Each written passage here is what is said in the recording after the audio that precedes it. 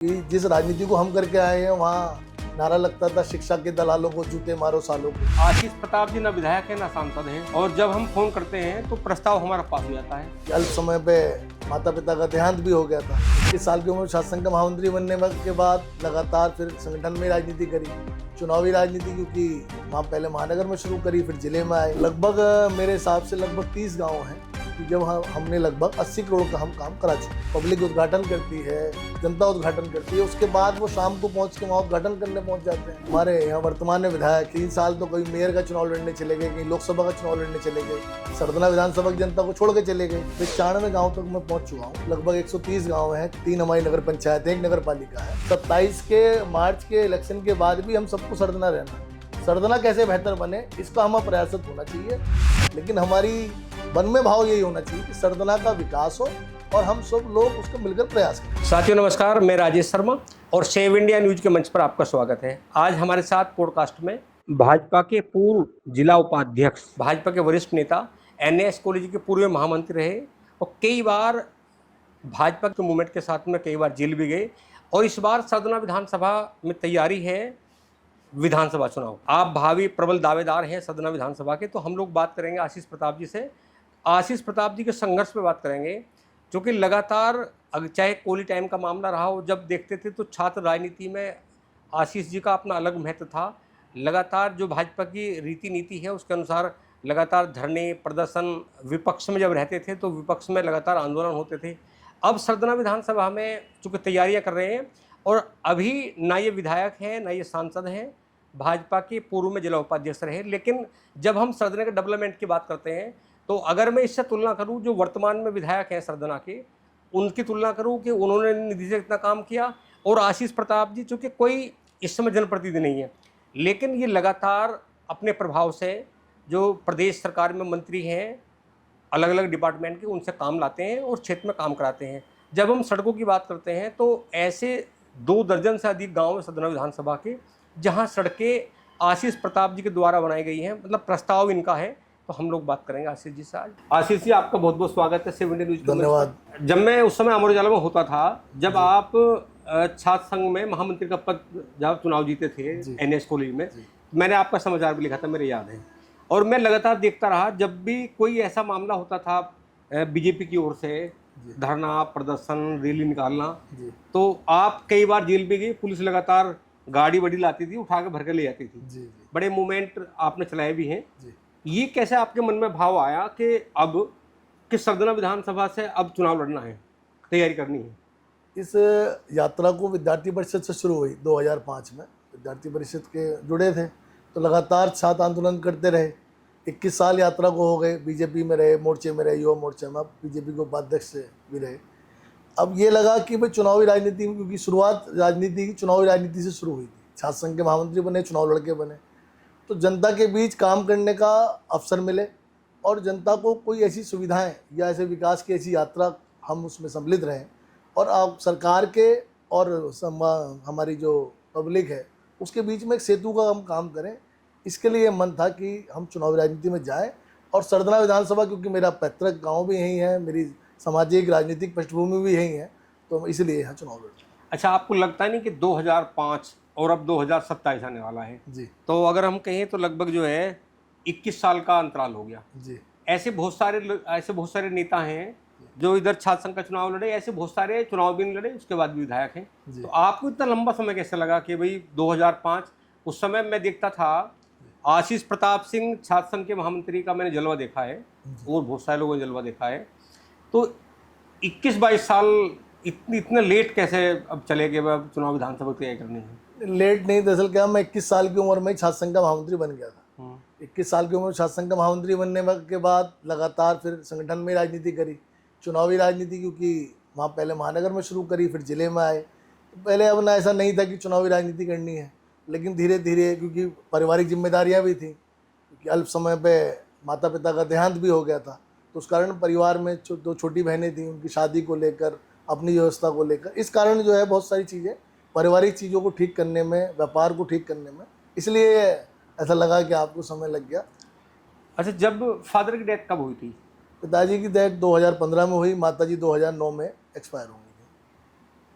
Father की death के बाद, मदर की डेथ के बाद थोड़ा हाँ, परेशानी तो थोड़ी होती है। परेशानी हुई। आर्थिक परेशानी होती है। छोटी बहन की शादी करी, हम्म। फिर अपने परिवार को भी संभालना था। चाचा चाची संयुक्त परिवार है हमारा, आज तक हम संयुक्त परिवार के रूप में रह रहे हैं, तो लगातार जिम्मेदारियां भी थी परिवार की जिम्मेदारियों को भी पूर्ण करना था। तो अब लगा कि अब परिवार की जिम्मेदारी, बेटी अब ग्रेजुएशन में आ गई है, बेटा 11th में है, छोटा बेटा 4th में है, व्यापार स्टेबल है, तो लगा कि भाई हम चुनावी राजनीति कर सकते हैं। क्योंकि आजकल की राजनीति में आप देखते ही होंगे कि जिस राजनीति को हम करके आए हैं वहाँ नारा लगता था शिक्षा के दलालों को जूते मारो सालों को, तो वो सब नारे लगा के आए हैं। तो आज की राजनीति जिस पृष्ठभूमि की है, तो पारिवारिक रूप से संबल होने के बाद ही हमें लगा कि चुनावी राजनीति में जाना चाहिए। तो खेती भी कर रहे हो अपने आप ही? खेती अपने आप नहीं कर रहे, खेती बटाई पे दे रखी है। अच्छा। परिवार में ही है जो लोग वो करते हैं खेती। मैं देख रहा हूँ कि चारों ओर, मैंने एक जब आपका वो देखा है, कुछ लोगों से बात की, जी तो लोग कहते हैं कि आशीष प्रताप जी ना विधायक है ना सांसद हैं, जी। और जब हम फोन करते हैं तो प्रस्ताव हमारा पास हो जाता है। तो ये क्या जादू है आपके पास? ये भारतीय जनता पार्टी का कार्यकर्ता का जादू है और कुछ नहीं है। कार्यकर्ता के मैं भारतीय जनता पार्टी का कार्यकर्ता हूँ, उसमें ही मेरी ताकत है। उस ताकत का सिर्फ इतना है कि प्रदेश सरकार में जो मंत्री हैं उनको प्रस्ताव देना, उनको फॉलोअप लेना। सरकार में आप प्रस्ताव देते हैं, सब लोग देते हैं, लेकिन उसका फॉलोअप है, उसका फॉलोअप थोड़ा सा ज़्यादा लेता हूँ, इस कारण ये सब चीज़ें हो जाती हैं। तो अभी तक कितने गांव में कितना काम आपके द्वारा किया गया होगा? लगभग मेरे हिसाब से लगभग 30 गांव हैं कि जब हमने लगभग 80 करोड़ का हम काम करा चुके हैं। 80 करोड़ रुपए का काम? जी। ऐसा है कि जो हमारे यहाँ वर्तमान में विधायक हैं वो 3 साल तो विधानसभा से आउट ही रहे। वो तो 3 साल तो कहीं मेयर का चुनाव लड़ने चले गए, कहीं लोकसभा का चुनाव लड़ने चले गए, सरदना विधानसभा की जनता को छोड़ के चले गए। अब चुनाव आ गया है तो वो आ रहे हैं, उन्हें याद कि कुछ कराना भी है। मैं कई जगह देखता हूँ जहाँ प्रस्ताव मैंने दिए हैं, उस प्रस्ताव का जहाँ मैं पब्लिक उद्घाटन करती है, जनता उद्घाटन करती है, उसके बाद वो शाम को पहुँच के वहाँ उद्घाटन करने पहुँच जाते हैं। ऐसे कुछ मामले हैं दो? हाँ, ऐसा है। नगला मुख्तियारपुर में, हम नगला मुख्तियार की एक सड़क थी, उसका विशेष मरम्मत का काम हमने कराया था। तो उसमें हम सुबह शाम को हम गए थे, प्रधान जी थे वहाँ के मौजूदा कुलविंदर, तो उन्होंने हमारा उद्घाटन कराया। उसके बाद पता चला कि रात को 9 बजे अब अतुल प्रधान जी पहुँच गए। अब मेरा कहना ये है कि भाई अपनी जो आप राजनीतिक कमाई कर रहे हो या अपनी आप राजनीतिक प्रतिष्ठा बनानी है तो अपना काम करें, और फीते काटने कौन मना कर रहा है। सरदना विधानसभा बहुत बड़ी विधानसभा है, क्या सब गांव तक आप पहुंचे हो?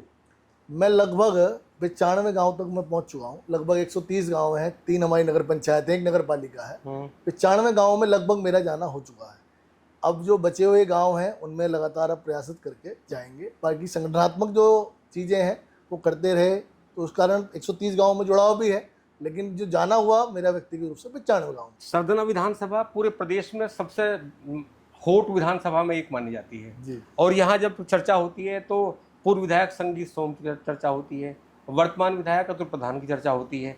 तो ऐसे में जहाँ पूर्व विधायक संगीत सोम, वो 5 ब्रांड नेता हैं बीजेपी के, वो भी यहाँ प्रबल दावेदारी कर रहे हैं, उनके सामने आपको कैसा लग रहा है कि आप यहाँ जो है टिकट पाने में कामयाब हो जाओगे? ऐसा है, हम भारतीय जनता पार्टी के कार्यकर्ता हैं। भारतीय जनता पार्टी जिसे आदेश करेगी वो चुनाव लड़ेगा, लेकिन पार्टी के अंदर टिकट मांगने का अधिकार सबको है। और टिकट मांगते वक्त, अपनी पैरोकारी करते वक्त हम क्या अपनी चीज़ नहीं बता सकते हैं, इसके लिए ही हमने ऐसी योजना ली कि हम सड़कों के विकास को लेकर या अन्य किसी चीज़ को लेकर हमने एक और ड्राइव भी शुरू कर रखी है, पढ़ेगा सरदना बढ़ेगा सरदना। तो लगातार हम ऐसे बच्चों में पहुंच रहे हैं जिनके पास स्कूल बैग नहीं है या किट नहीं है। हम ऐसी कुछ छाते भी बांट रहे हैं जो रेहड़ी पटरी वालों को, ताकि हम लोगों को बुनियादी सुविधाओं को जोड़ना चाहते हैं। हो सकता है कि पार्टी का नेतृत्व जो तय करेगा वही करेंगे, लेकिन क्या है कि अपनी दावेदारी को हम प्रस्तुत कर सकें, इसके कारण ही हम ये सब काम कर रहे हैं। लगातार जनता के बीच जा रहे हैं, जनता का आशीर्वाद प्राप्त कर रहे हैं। बाकी पार्टी नेतृत्व जो करेगा उसे सहजता स्वीकार करेंगे। जो आपका प्रचार करने का तरीका है, आपका प्रचार उनसे क्या बेहतर है? तो मेरा उनका प्रचार अलग तरीके का है, मेरा प्रचार विकास का मोड़ है। हम चाहते हैं कि सरदना की जो जनता है उसे मूलभूत सुविधाएं मिलें, उसे अच्छी सड़कें मिलें, उसके जो नौजवान पीढ़ी है उसे रोज़गार मिले, उसे अच्छी शिक्षा मिले, उसे शिक्षा के लिए दर दर न भटकना पड़े, रोजगार के लिए न भटकना पड़े। और जो स्वास्थ्य सेवाएँ हैं, जो उत्तर प्रदेश की सरकार द्वारा स्वास्थ्य सेवाएँ अच्छी करी गई हैं, उनमें हमारे जो गरीब दरिद्र लोग हैं उनको उसको लाभान्वित हो। तो ये लगातार ऐसी योजनाएं हैं, अपने पास से भी कर रहे हैं। सरकार की योजनाओं का लाभ जनता तक पहुंचे, उसके लिए लगातार प्रयासित है। आपको लगता है अभी जंतर मंतर पे सीआई का बड़ा प्रोटेस्ट हुआ, बड़ा बड़ा बहुत बड़ा प्रदर्शन हुआ जी और लगातार चला महीनों तक, जी। तो आपको लग रहा है कि 2027 में उत्तर प्रदेश में बीजेपी फिर रिपीट होगी तीसरी उत्तर बार? प्रदेश की सरकार तीसरी बार जो है रिपीट होने जा रही है, और जो उत्तर प्रदेश का युवा वर्ग है वो आदरणीय योगी आदित्यनाथ जी के प्रति निष्ठावान है, और वो ऐसी राष्ट्र विरोधी ताकतों का साथ नहीं देगा जिन्होंने जंतर मंतर पर एक ऐसी प्रस्तुति भी करी। छात्र हो सकता है परेशान है, छात्रों के अंदर परेशानी हो सकती है, उनके नाराजगी भी हो सकती है, लेकिन उसकी आड़ लेकर जिन राष्ट्र विरोधी ताकतों ने वहाँ ऐसा घिनौना काम किया, वहाँ तोड़फोड़ करी, आगजनी करी, जो किसी भी सभ्य समाज में हमें नहीं महसूस होती कि होनी चाहिए। अगर बीजेपी आपको टिकट देती है तो आपके सामने ऐसे कौन से मुद्दे होंगे जिस पे आपने मन में ठान रखा हो कि अगर आप विधायक बनते हैं या आपको भाजपा द्वारा टिकट मिलता है तो आप सबसे पहले प्राथमिकता के वो 3 काम कौन से होंगे जो आप पहले वो काम करोगे? मेरी सबसे बड़ी प्राथमिकता इस सरदना को लेकर ये है कि हमारी कनेक्टिविटी अच्छी होनी चाहिए। जो ग्रामीण अंचल का जो नौजवान है वो शहर में नौकरी करने जाए तो वो शाम को वापस गांव में आए। गांव के अधिकांश, आप भी गांव के रहने वाले हो, मैं भी गांव का रहने वाला हूं, लगातार आप देखते होंगे कि गांव में कुछ मकान खाली हो गए हैं क्योंकि वहाँ की जो युवा पीढ़ी है वो गाँव में नहीं रहना चाहती। जबकि आज राज्य सरकार और भारत सरकार द्वारा लगातार बिजली है, निर्बाध बिजली मिल रही है, लगातार और संसाधन भी यहाँ उपलब्ध हैं, लेकिन अगर कनेक्टिविटी अच्छी हो जाएगी तो मुझे ऐसा लगता है कि वो नौजवान यहाँ रुकेगा, और नौजवानों के रुकने से जो हमारी आने वाली जो हमारी जेन अल्फा पीढ़ी है उसे भी उनका एक लाभ मिलेगा, और जो शहर के अंदर जो बढ़ती आबादी है या घनत्व आबादी बढ़ रही है उसे भी हमें राहत मिलेगी। दूसरा काम स्वास्थ्य और शिक्षा को लेकर, क्योंकि शिक्षा में मैं छात्र राजनीति से निकल के आया हूँ, शिक्षा को लेकर बड़ी यहाँ अभी कमजोरी है। तो कोई हम देखते हैं जैसे सरदना ब्लॉक है, दोआला ब्लॉक है, यहाँ आसपास में कोई डिग्री कॉलेज नहीं है, सबको मेरठ आना पड़ता है। लगातार आप देखते होंगे सरदना विधानसभा के अंदर लगातार 2-3 यूनिवर्सिटी हैं, जैसे अब खेल विश्वविद्यालय हमारा बनने वाला है, कृषि विश्वविद्यालय है, शोभित यूनिवर्सिटी है, वो प्राइवेट यूनिवर्सिटी है भले, लेकिन जो हमारा जो गरीब लोग, जो तबका है, जो जनता जो अपेक्षात्मक कम पैसे खर्च कर सकती है, जिसके पास उतनी आय नहीं है, उन लोगों को पढ़ने के लिए उचित मंच मिलने चाहिए। खासकर जो लोग कॉम्पिटिटिव एग्ज़ाम की तैयारी करना चाहते हैं, मैं लगातार गाँव में घूमता हूँ, देखता हूँ कि बहुत से ऐसे होनहार प्रतिभाशाली लोग हैं जो सिर्फ इस वजह से नहीं पढ़ पा रहे बच्चे कि उनके पास उतनी आय नहीं है कि वो शहर में मेरठ आके पढ़ सकें, दिल्ली पढ़ सकें।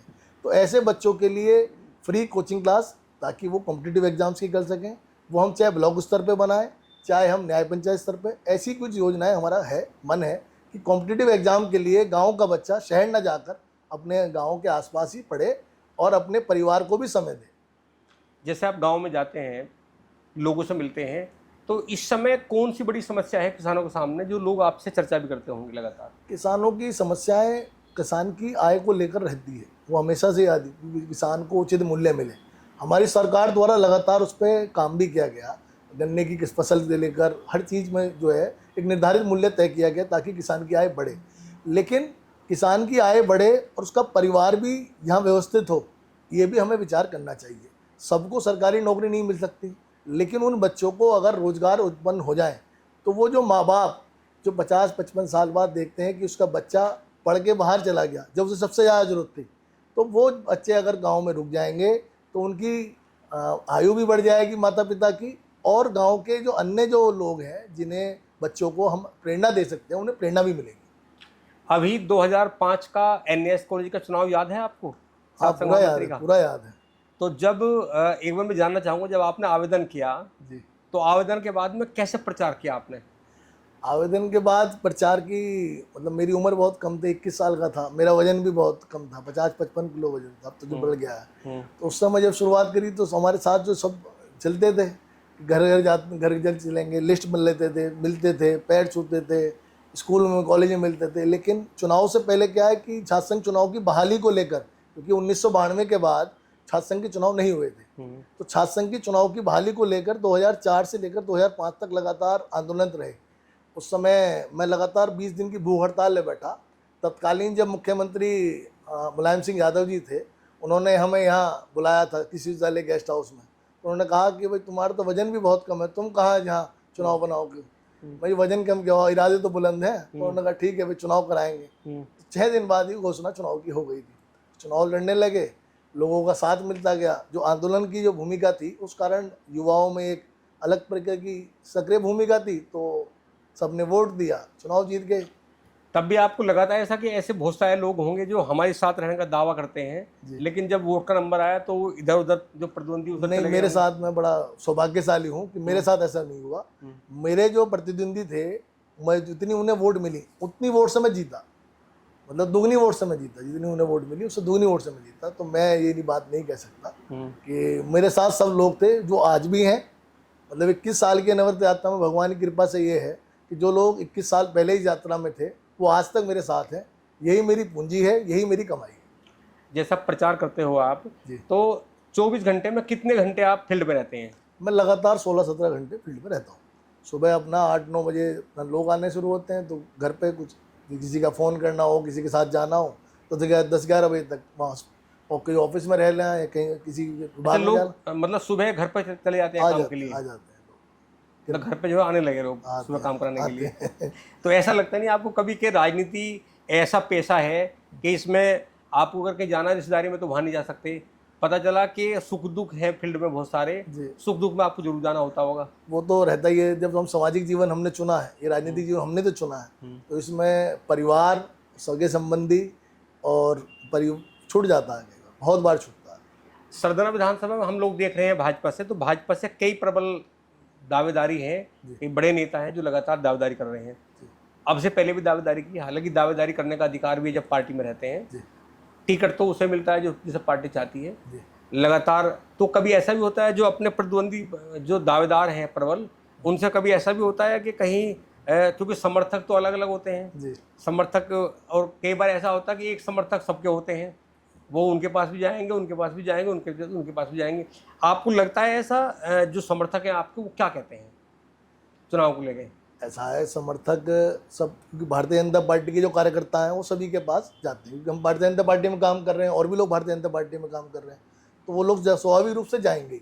उसका कोई ऐसी बात नहीं है, ना कोई ऐसी प्रतिद्वंदता है कि जो एक तरीके से कोई लड़ाई चल रही हो। कोई प्रतिद्वंदता टिकट मांगने को लेकर है।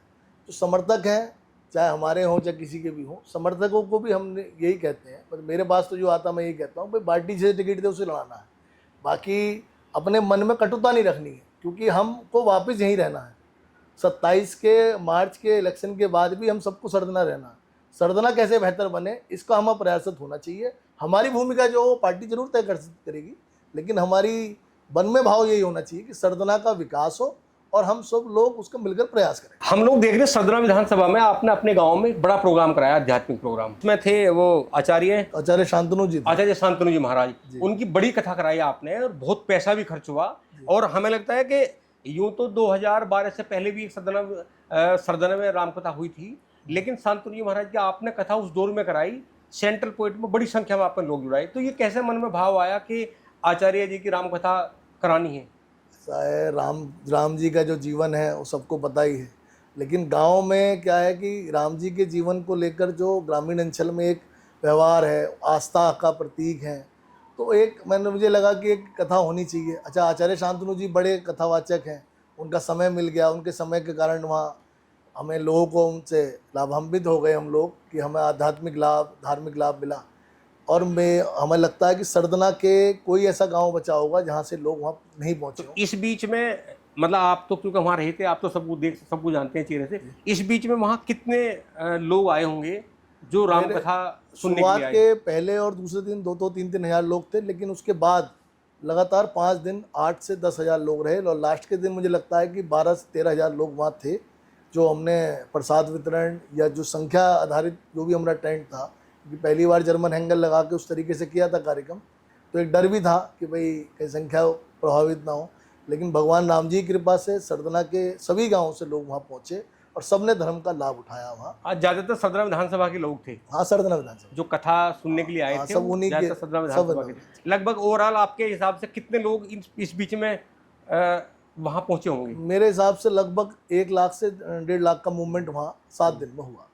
बड़ा प्रोग्राम था। हाँ, मतलब भगवान की कृपा थी, राम जी की बड़ी कृपा रही। बहुत चर्चा रही उसमें, उस कथा को लेकर आपकी बहुत चर्चा रही, और तभी ये चर्चा भी शुरू हो गई थी कि आशीष प्रताप जी अब तैयारी में है कि विधानसभा के चुनाव लड़ने की तैयारी कर रहे हैं पूरी, जी। और ये बड़ा प्रोग्राम भी था, सामान्यतः ऐसे प्रोग्राम नहीं हो पाते। जी जी जी, नहीं सब भगवान की कृपा से हुआ। सरदना विधानसभा में यहाँ चूंकि पूर्व में जिलाध्यक्ष रहे, जिलाध्यक्ष भी मैदान में हैं, वाइस प्रेसिडेंट आप रहे, आप भी मैदान में हैं, जी और मुझे लगता है कि और कई सारे बड़े लोग हैं। वाईपी सिंह साहब एडवोकेट हैं, वो भी प्रबल दावेदारी कर रहे हैं। जी। संगीत सोम जी पूर्व में 2 बार विधायक रह चुके हैं, वो भी उनकी प्रबल दावेदारी है। आपको कैसा लगता है कि जब सब बड़े बड़े लोग चारों ओर तैयारी में हैं, प्रबल दावेदारी है, तो आपके पास कौन सा सूत्र है, आपको लगता है कि टिकट लेने में कामयाब हो जाऊंगा? मेरे पास आत्मबल है। उस आत्मबल के आधार पर और अपने काम के आधार पर मुझे ऐसा महसूस होता है कि युवाओं की आवाज़ को और हमारे अन्य वर्गों को भी सब पार्टी चुनेगी। और पार्टी का जो नेतृत्व अब देखता है वो बहुत, उसका नेतृत्व का जो देखने का जो नज़रिया है वो बहुत बड़ा होता है। हम बहुत छोटे स्तर से सोचते हैं कि भाई हमारा क्या है, हम इतना मेहनत कर रहे हैं, ऐसे कर रहे हैं, वैसे कर रहे हैं, लेकिन पार्टी की सोच बड़ी होती है हमसे। तो जो पार्टी का निर्देश होगा, चुनाव लड़ने को कहेगी पार्टी, उसकी तैयारी करेंगे। चुनाव लड़ने की पूरी तैयारी कर रहे हैं। पार्टी कहेगी नहीं घर बैठना है आपको, चुनाव लड़ाना है किसी को, तो चुनाव लड़ाएंगे।